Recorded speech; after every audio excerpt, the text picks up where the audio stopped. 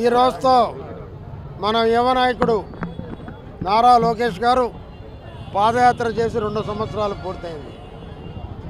ఆయనకి నెల్లూరు పాదయాత్ర వచ్చినప్పుడు నెల్లూరులో జిల్లాలో బ్రహ్మరథం పట్టడం జరిగింది.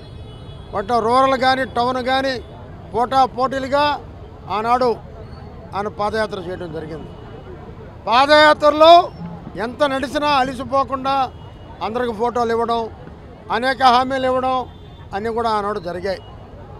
ఆనాడు 5 సంవత్సరాలు వైసీపీ రాక్షస పాలనపై ఎంతోమంది కార్యకర్తలు ఆనాడు పోరాడారు.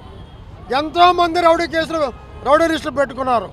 ఎంతోమంది కేసులు ఇరుక్కున్నారు ఆనాడు కార్యకర్తలు. వాళ్ళ కోసం ఆ రోజు పాదయాత్ర చేసి రాష్ట్ర ప్రజలు చైతన్యవంతులు చేసినటువంటి యువ నాయకుడు లోకేష్ గారు. అదే రకంగా ఈ పార్టీని బ్రహ్మాండంగా నడిపిన వ్యక్తి మరి చంద్రబాబు నాయుడు గారు. ఈరోజు ఒక యువగలం పేరుతో ఒక యువతని బ్రహ్మాండంగా నడిపి ఈరోజు మధ్యాహ్నం 2 గంటలకి మా నాయకుడు మన పొంగూరు నారాయణ గారు పిలిపిస్తే ఇన్ని వందల మంది రావటం నిజంగా ఒక అదృష్టంగా భావిస్తున్నాం. ఇక్కడ కేక్ కోసే కార్యక్రమం మన జిల్లా ప్రధాన కార్యదర్శి వెంకటేశ్వర రెడ్డి గారి ఆధ్వర్యంలో జరగటం, దీనికి ముఖ్య అతిథిగా డిప్యూటీ మేయర్ రూప్ కుమార్ యాదవ్ గారు, అదే రకంగా పట్టణ అధ్యక్షులు మధు గారు రావడం, నేను ఒకటే చెప్తున్నా, ఈరోజు తెలుగుదేశం ప్రభుత్వం ఏర్పడి 7 నెలల్లో 6 లక్షల కోట్ల పెట్టుబడులు ఈ రాష్ట్రానికి చంద్రబాబు నాయుడు గారు, ఆయనతోటి ఐటీ మంత్రిగా ఉన్న లోకేష్ గారు ఈరోజు రాష్ట్రానికి తేవడం జరిగింది. దద్దమ్మ ప్రభుత్వం వైసీపీ ఏమి చేయలేదు.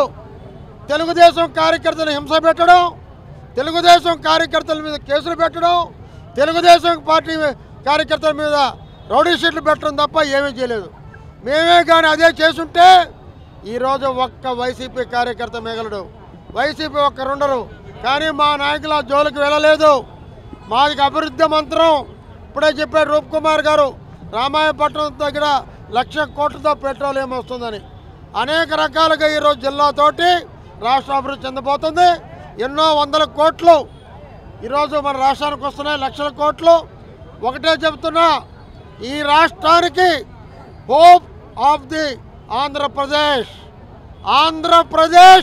ప్రజల ఆశా జ్యోతి లోకేష్ బాబు.